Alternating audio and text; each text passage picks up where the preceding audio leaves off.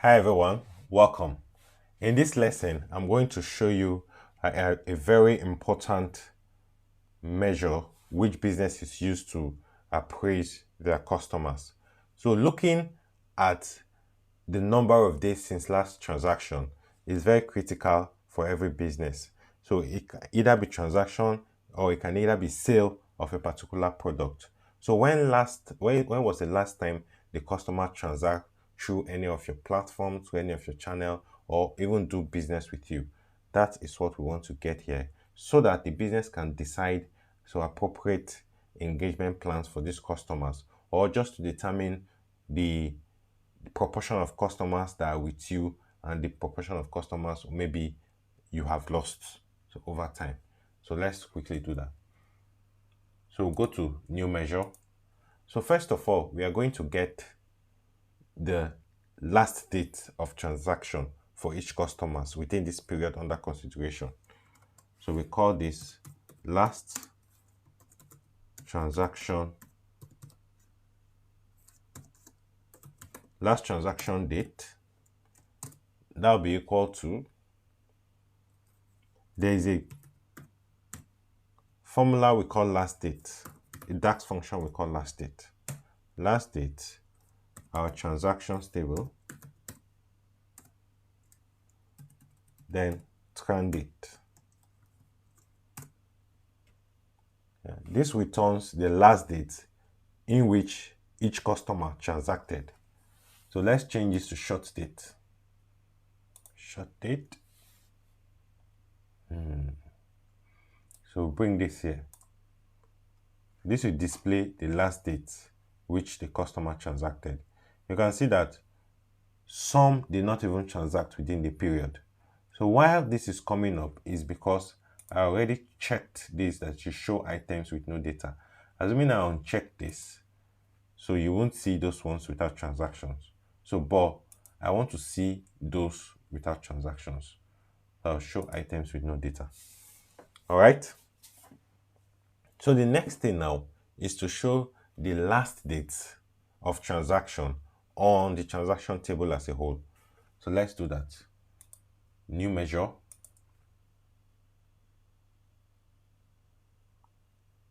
Okay. I call it last transaction date all. Okay, let me change. Last transaction date all. That is equal to, I use max with double X because I'm considering a table. Max with double X. Then my table will be my transaction all. So I'm going to use all so that I will remove any form of filter context. All of my transactions table. Oh, sorry for this. All of my transactions table.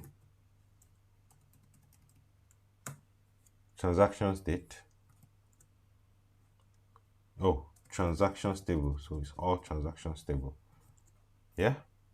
So my expression will be transactions table date, because I'm considering the last date of transaction. So close this and enter. So this returns the last transaction date for the transactions table. Yes, short date. Okay, this returns the transaction date for a transactions table. So I bring this here. Okay, nice. You can see same date across for everyone, even those that did not transact. So the last thing to do is to show the difference between this and this. So just a simple minus. Okay, new measure. So this is this since last transaction. That is equal to this slash transaction. That's equals to day last transaction date all,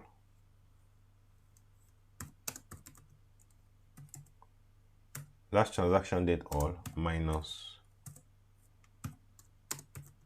last transaction date. Okay, enter. Right. So let's, okay, this is returning, you can see it's returning dates. So I don't want this to be dates. I want it to be a number. So what will I do? I will introduce the formula called value. So value changes this to values for me. So enter. So it changes it to value. So I place the value here. All right. So now, okay, let me see that value again. Let me make this a whole number, right? It's a whole number. I think whole number. Yeah, whole number. Whole number will be better since it's day. Okay, we can see something. There's something happening here that's not right. You can see this is returning 43,800. No. There's 43,800 days without transaction. So we can't determine that. So all this is just minusing this date from probably the first date in Power BI or something. So this is not what we want. This, in fact, this has distorted the data. So how can we take care of this? So let's go there. So we will say if you use an if statement. So so let me move this to the next line. So if this particular column, that is this since last transaction, if is blank, so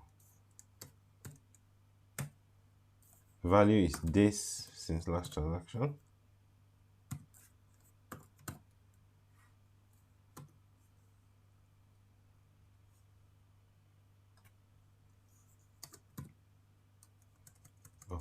where is the measure? If it's blank, this since last transaction.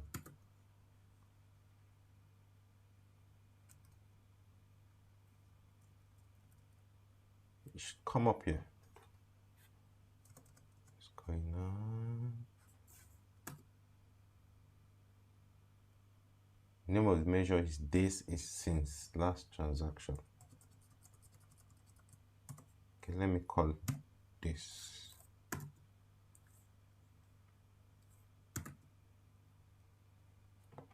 Oh, it's funny. Okay. If is blank. Okay, let me just copy this from here.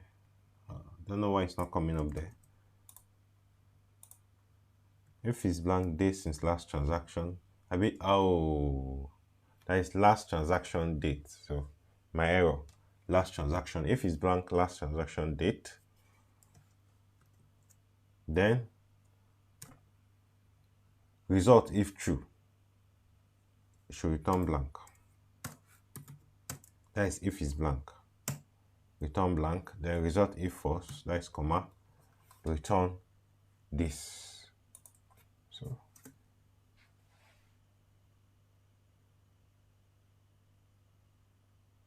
okay. Haha. Can see.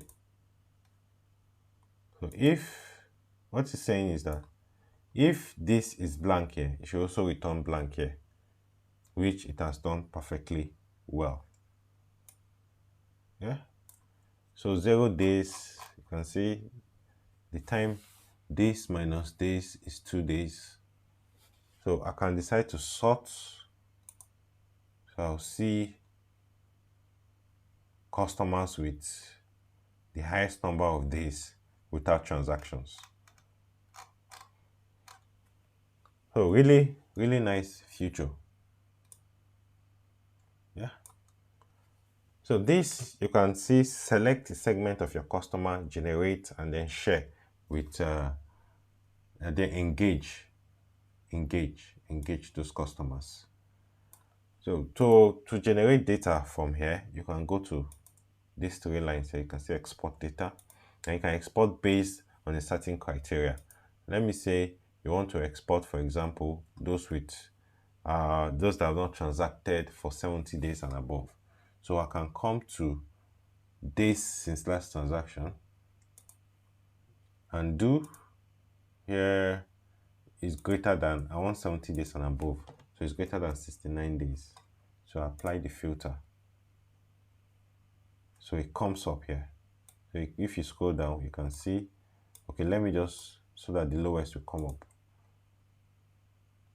Okay, you see from 70 days, because of the filter that you've applied on the filter pane, then you can now export your data. So you want to engage those with greater than 70, export your data, then you save. So after then, you can now go ahead with your engagement with that data of these customers. So that will be all for this lesson. I'll see you in the next lesson.